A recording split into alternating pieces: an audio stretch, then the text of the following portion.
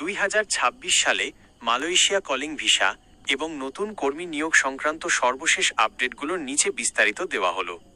বর্তমানে মালয়েশিয়া সরকার তাদের শ্রমবাজারে বেশ কিছু কাঠামোগত পরিবর্তন আনছে। কর্মী নিয়োগের সংখ্যা ও লক্ষ্যমাত্রা। মালয়েশিয়া সরকার 2026 সালের জন্য বাংলাদেশ থেকে কর্মী নেওয়ার ক্ষেত্রে নতুন সীমাবদ্ধতা ও পরিকল্পনা নির্ধারণ করেছে। সীমিত নিয়োগ। 2026 সালে বাংলাদেশ থেকে আনুমানিক 30,000 থেকে 40,000 নতুন কর্মী নেওয়ার সম্ভাবনা রয়েছে। যদিও আগে বড় সংখ্যার গুঞ্জন ছিল, তবে মালয়েশিয়া বর্তমানে তাদের মোট শ্রমশক্তিতে বিদেশি কর্মীর হার 14% থেকে কমিয়ে 2035 সালের মধ্যে 5% নামিয়ে আনার লক্ষ্য নিয়েছে। খাতসমূহ মূলত কনস্ট্রাকশন, নির্মাণ, ম্যানুফ্যাকচারিং, উৎপাদন, সেবা খাত, কৃষি এবং গৃহকর্মী ক্যাটাগরিতে কর্মী নিয়োগের প্রাধান্য থাকবে। 2. নতুন ডিজিটাল নিয়োগ প্ল্যাটফর্ম। Direct hiring. দালাল বা মধ্যস্বত্বভোগীদের দৌরাত্ম্য কমাতে মালয়েশিয়া সরকার 2026 সালের মধ্যে একটি সরাসরি নিয়োগের ডিজিটাল প্ল্যাটফর্ম চালুর পরিকল্পনা করছে। এর মাধ্যমে নিয়োগকর্তারা সরাসরি কর্মীদের সাক্ষাৎকার নিতে পারবেন। এতে অভিবাসন ব্যয় বা কলিং খরচ অনেক কমে আসবে বলে আশা করা হচ্ছে। সম্ভাব্য খরচ 2 লাখ টাকার নিচে রাখার চেষ্টা চলছে। 3. এমপ্লয়মেন্ট পাস ও বেতন সংক্রান্ত নতুন নীতি।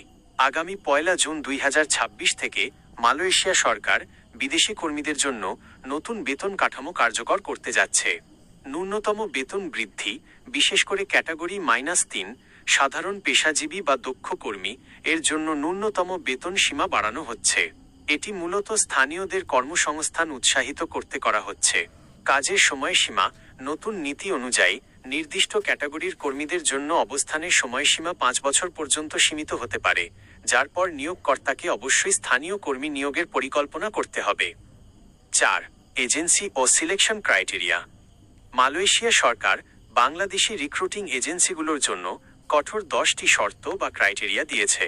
শুধুমাত্র এই শর্ত পূরণকারী লাইসেন্সধারী এজেন্সিগুলোই কর্মী পাঠাতে পারবে।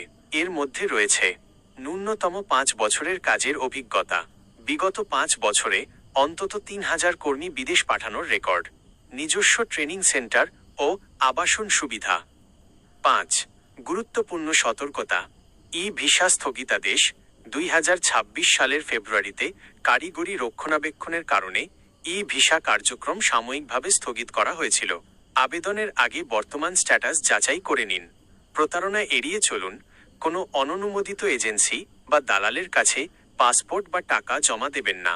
ডিমান্ড লেটার এবং অনুমোদিত এজেন্সির তালিকা অফিসিয়ালি প্রকাশিত হলেই কেবল পরবর্তী পদক্ষেপ নিন। আপনি কি নির্দিষ্ট কোনো সেক্টরের, যেমন কনস্ট্রাকশন বা প্ল্যান্টেশন, কাজের আপডেট বা পাসপোর্ট চেকিং পদ্ধতি সম্পর্কে জানতে চান?